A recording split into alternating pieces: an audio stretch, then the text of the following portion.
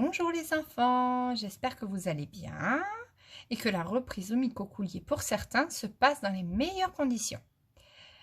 Je vais vous raconter 2 histoires comme tous les mercredis et on commence par Monsieur Bing.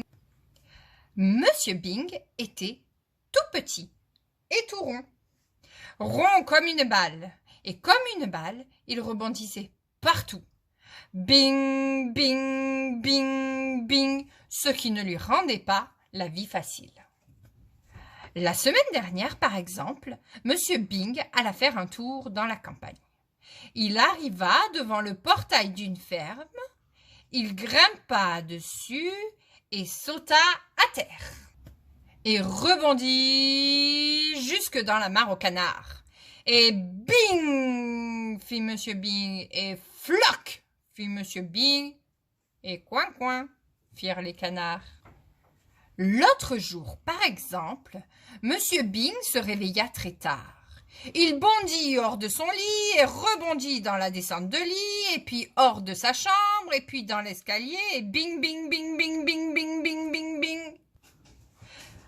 Monsieur Bing se releva, entra dans la salle à manger et s'assit sur une chaise. Bing! Il rebondit sur sa chaise et se cogna au plafond, et bang! Fit la tête de Monsieur Bing. Et ouï! Dit Monsieur Bing. Monsieur Bing se frotta la tête.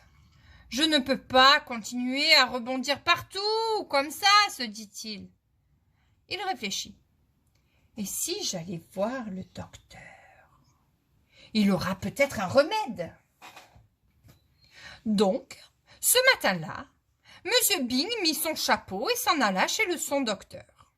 Chemin faisant, il trébucha sur un caillou et bing! Et il rebondit dans un court de tennis où 2 enfants étaient en train de jouer. Et tu devines la suite? Les 2 enfants prirent Monsieur Bing pour la balle de tennis. Bing! Oh! Bing! Aïe! Bing! Ouh! Pauvre Monsieur Bing! Finalement, l'un des 2 enfants frappa si fort que Monsieur Bing se retrouva en dehors du court de tennis. Il rebondit sur la route. Ouf! Il était temps.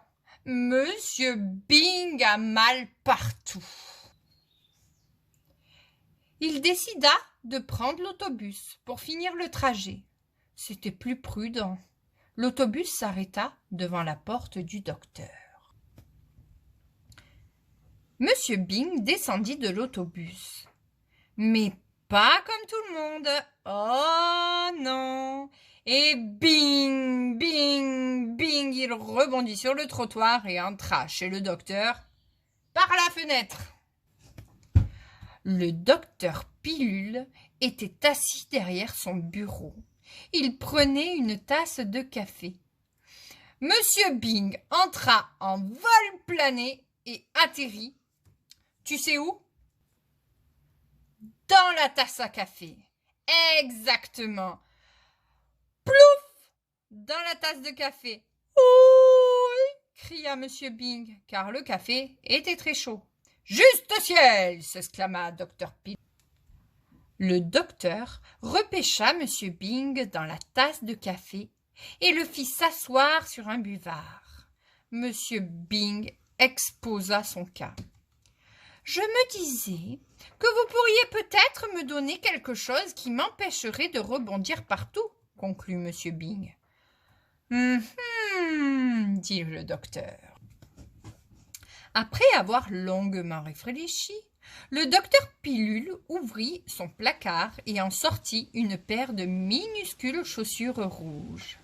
« Ces chaussures sont très, très lourdes, dit-il.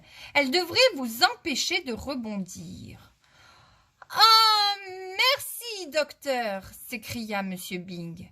Il mit les chaussures et rentra chez lui, sans rebondir, en marchant comme tout le monde. Ce soir-là, Monsieur Bing garda ses chaussures pour aller au lit. Et il s'endormit. Le lendemain matin, Il se réveilla, bâilla, s'étira et sauta de son lit. Et il ne rebondit pas. Mais il passa à travers le plancher et se retrouva directement dans sa cuisine. Et cric et crac, cette histoire est terminée. À tout à l'heure pour une prochaine histoire.